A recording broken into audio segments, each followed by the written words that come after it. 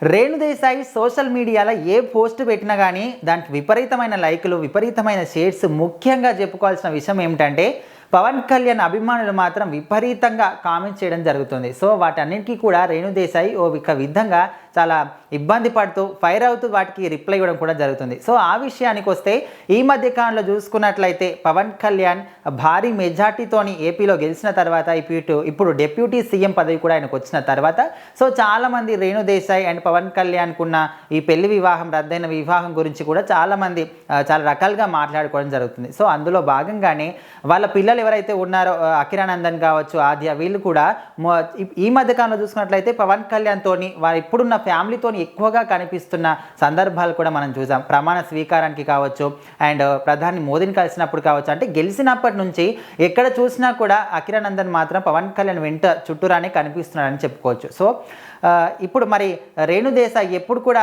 దానికి సంబంధించిన పోస్టులు పెట్టినా కానీ పవన్ కళ్యాణ్ అభిమానులు మాత్రం ఆమెకు వ్యతిరేకంగా కావచ్చు, లేకపోతే వాళ్ళ గురించి మంచిగా కావచ్చు, కానీ కామెంట్లు మాత్రం పక్కా పెడతానే ఉంటారు. సో ఇప్పుడు మనం ఈ విషయానికి వస్తే రీసెంట్గా రేణు దేశాయ్ తన ఇంట్లో హోమం చేసి పూజ చేసినట్టుగా దానికి సంబంధించి తాన చేతితోని తానే ఒక ప్రసాదాన్ని తయారు చేసినట్టుగా వీడియోని మాత్రం పోస్ట్ చేయడం జరిగింది. సో దానికి సంబంధించి ఒక వ్యక్తి ఇక్కడ మనం చూసుకోవచ్చు, ఇక్కడ క్లియర్గా కనిపిస్తుంది, సుధాకర్ విక్టరీ అనే వ్యక్తి మాత్రం దానికి కామెంట్ చేయడం జరిగింది. ఎట్లా అంటే సో ఇక్కడ చూడండి, వదిన గారు మీరు కొన్ని ఇయర్స్ ఓపిక పట్టుంటే బాగుండేది, ఒక దేవుణ్ణి పెళ్లి చేసుకొని వదిలేసి వెళ్ళిపోయినరు, కానీ ఈరోజు అన్నయ్య విలువ మీకు తెలిసింది. ఎనీవే డెస్టినీ డిసైడ్ చేస్తుంది ఎవరేరు ఉండాలి ఏం కథ అని.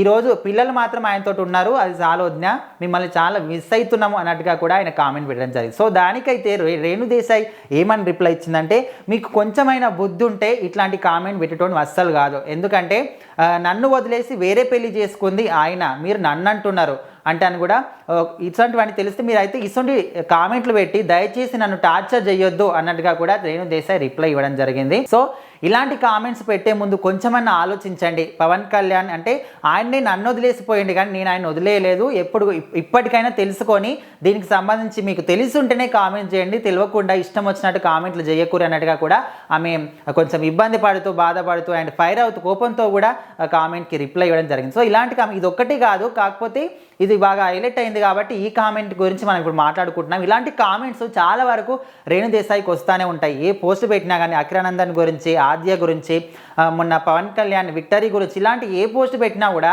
దానికి సంబంధించి ఈమె ఫ్యాన్సే కాదు, ముఖ్యంగా మనం చూసుకుంటే పవన్ కళ్యాణ్ అభిమానులు మాత్రమే ఎక్కువగా ఇలాంటి కామెంట్స్ పెడతా ఉంటారు. అంటే అవి నెగిటివ్ కావచ్చు, పాజిటివ్ కావచ్చు. ఇలాంటి కామెంట్స్ విషయానికి వస్తే చాలామంది ఎట్లా అంటే మీరు కలిసి ఉంటే బాగుండేది, ఇప్పటికైనా తెలుసుకోండి అన్నట్టుగా కూడా మాట్లాడుతున్నారు. కాకపోతే ఆల్రెడీ ఆయన ఇంకో భార్యతో ఉన్నారు, అన్నా లెజినవ్తోటి. సో ఇప్పటికైతే అది కుదిరేది కాదు.